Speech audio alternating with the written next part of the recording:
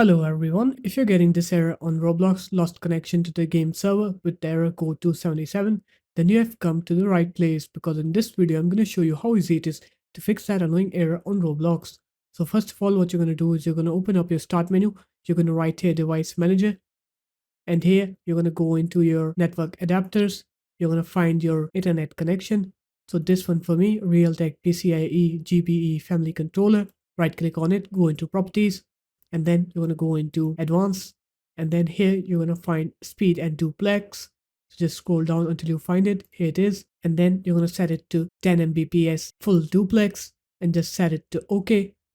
And after that, you're going to go ahead and restart your computer. And once you're done with the restart, now when you come here and try to play Roblox, you'll see that you won't get that error anymore. So there it is guys, that's how easy it was.